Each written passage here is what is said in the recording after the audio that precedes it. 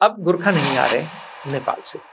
और कई लोग कहते हैं कि आने की क्या जरूरत है, कुछ कर्नल भी ये कहते हैं कि भाई सर आने की क्या जरूरत है, हमारे पास अपने लोग बहुत हैं, उन्हीं को लेते हैं। लेकिन कुछ और कर्नल बोलते हैं, कुछ और कप्तान बोलते हैं कि सर गुरखाओं की बात, मैं नागाओं की बात तो मैं कह सकता हूँ, मेरे सिपाही रहे हैं, गुरखाओं की बात, नागाओं की बात, ये पहाड़ी लोगों की बात अलग होती है। और पहाड़ी लोग पहाड़ में अच्छा लड़ लेते हैं। मानेकशॉ ने कहा था सर कि जो कहता है सिपाही मुझे कि मैं मौत से नहीं डरता, या तो वो झूठ बोल रहा है या वो गोरखा है। मानेकशॉ शब्दों के धनी थे, चलिए उनकी बात सत्य है मान लेते हैं, वो तो बोल गए और कुछ सत्य भी है, गुरखाओं में होती है जान, नागाओं में भी है, और पर समय के साथ वो भी बदल रहे हैं।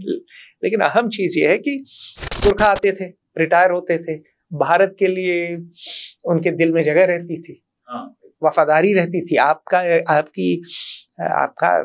जो डिफेंस अटैचे, आर्मी अटैचे नेपाल में करता क्या है, यही हमारे पुराने गुरखा हैं।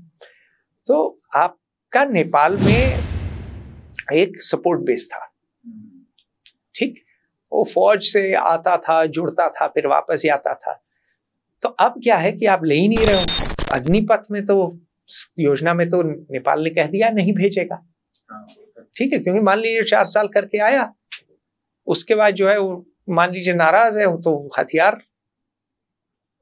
चलाना जानता है, वो कम्युनिस्ट बन जाए, ठीक है।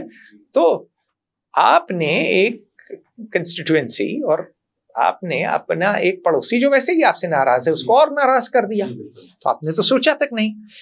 और ये भी एक चीज है, लोग भूल जा रहे हैं प्रदीप जी, आज नहीं तो कल अगर आप गोरखाओं की भर्ती नहीं करेंगे तो चीन जरूर गोरखाओं को भर्ती करेगा। उनके पास तो आदमी नहीं है, 1 चाइल्ड पॉलिसी, एक बच्चा होता है, और एक गोरखा फौज दोबारा होगी हमारे बॉर्डर पे, पर वो हमारी नहीं होगी, हमारे खिलाफ होगी, वो चीन की होगी।